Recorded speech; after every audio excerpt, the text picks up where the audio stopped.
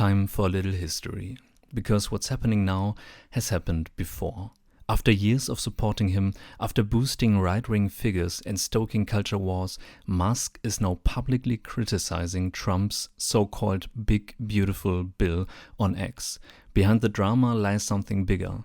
Many of the billionaires who backed Trump's second term through money, media or silence are now bleeding value. The markets are nervous, investor confidence is shrinking, and all of it feels disturbingly familiar. Because this isn't the first time oligarchs made deals with dangerous populists. In the 1930s, German media mogul Alfred Hugenberg used his empire to help Hitler become chancellor. He believed he could control him, and he was wrong. Hugenberg had wealth, newspapers, radio, and even Germany's biggest film studio. He promoted extremist narrative through what he called Katastrophenpolitik, the politics of catastrophe. His method: flood the public with fake stories to spread fear, erode the political center, and create chaos that only the far right seemed ready to solve. Hugenberg calculated that by hollowing out the political center, political consensus would be impossible and the democratic system would collapse.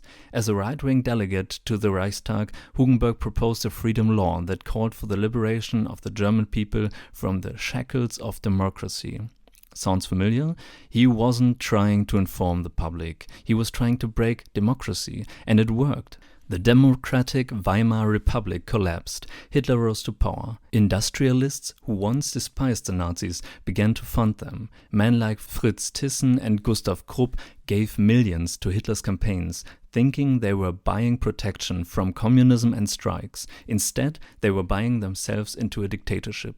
For the industrialists who helped finance and supply the Hitler government, an unexpected return on their investment was slave labor.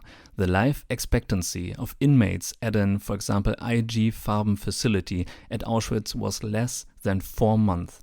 The IG Farben company owned a chemical subsidiary that produced a cyanide-based pesticide known as Zyklon B, which was used in the gas chambers to kill millions of Jewish people.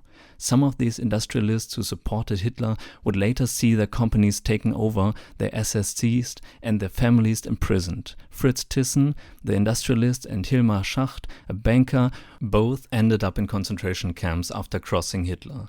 And Hugenberg? Before Hugenberg sealed his pact with Hitler, a close associate had warned Hugenberg this was a deal he would come to regret. He said to Hugenberg, "One night you will find yourself running through the ministry gardens in your underwear, trying to escape arrest." And he would be right. As one Hitler associate explained the Hitler-Hugenberg dynamic, Hugenberg had everything but the masses, Hitler had everything but the money. Hugenberg wanted, in exchange for support for Hitler, a special ministry overseeing the country's finances. Some newspapers titled, "Hugenberg is in charge, not Hitler." In his new role, Hugenberg placed tariffs on several goods, violating trade agreements and inflating the cost of living. The economy fell into chaos. The press dubbed Hugenberg the consultant of confusion, but Hugenberg didn't care about bad press. He was accustomed to being one of the most unpopular personalities in the country. Hugenberg laid out an ambitious plan for economic growth through territorial expansion. The first step would consist of Germany reclaiming its colonies in Africa, Hugenberg explained.